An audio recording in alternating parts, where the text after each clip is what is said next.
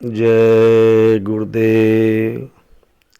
ये संस्मरण यादों के झरोखे से सरिता बहन के लेख से लिया गया है। बात पुरानी उस समय की है जब मथुरा में बाईपास पर जय गुरुदेव आश्रम का निर्माण कार्य शुरू हो रहा था। वहाँ पर एक कुत्ता रहता था जिसका नाम मोती था। अक्सर स्वामी जी उसे अपने हाथ से रोटी खिलाया करते थे। जब ये जिक्र आया है सरिता बहन के द्वारा, मोती नाम का कुत्ता था, ऐसा सरिता बहन बता रही हैं, तो हमको एक बात याद आ गई उस समय की। जब मोती नाम का कुत्ता का जिक्र आया तो हमको बात याद आई कि हमारे पड़ोस में नेपाल पड़ता है और नेपाल में एक ग्राम पड़ता है कारकांदो, और कारकांदो के निवासी मुनि जी थे जो स्वामी जी महाराज के आश्रम पर रहते थे।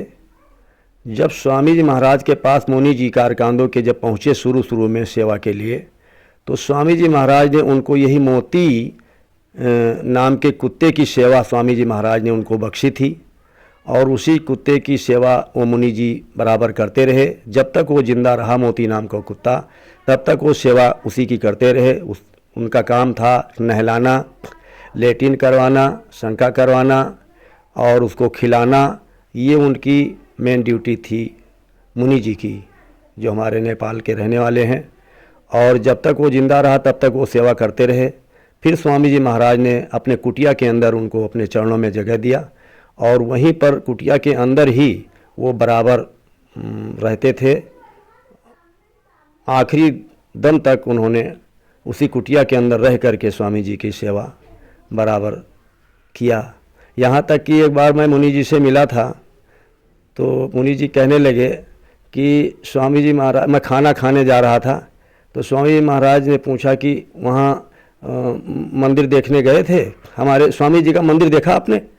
तो कहा सरकार देखा तो है। तो कहा अभी देखा है? तो कहा नहीं अभी तो नहीं देखा। कहा अभी तुम जाओ चक्कर लगा कर के आओ, जाओ अभी जो है परिक्रमा करके आओ हमारे स्वामी जी की मंदिर का।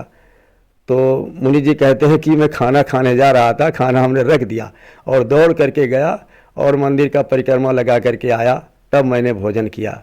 स्वामी जी महाराज का ये संस्मरण वो मुन्नी देवी उर्फ सरिता बहन बता रही हैं कि बात पुरानी उस समय की है जब मथुरा में बाईपास पर जय गुरुदेव आश्रम का निर्माण कार्य शुरू हो रहा था। वहाँ पर एक कुत्ता रहता था जिसका नाम मोती था। अक्सर स्वामी जी उसे अपने हाथ से रोटी खिलाया करते थे। एक बार की बात है, मैं स्वामी जी के साथ नए आश्रम पर गई थी। स्वामी जी महाराज बैठे थे, मैं भी पास में खड़ी थी। इतने में मोती आया और धीरे धीरे समीप आकर स्वामी जी के चरण को जीभ से चाटने लगा। स्वामी जी चुप थे, इसलिए मेरी भी हिम्मत नहीं हुई कि उसे हटा दूं। उसने पहले अंगूठे को चाटा, फिर चाटता चाटता तलवे की तरफ बढ़ने लगा। मैं कभी कुत्ते को देखती और कभी स्वामी जी के चेहरे को देखती।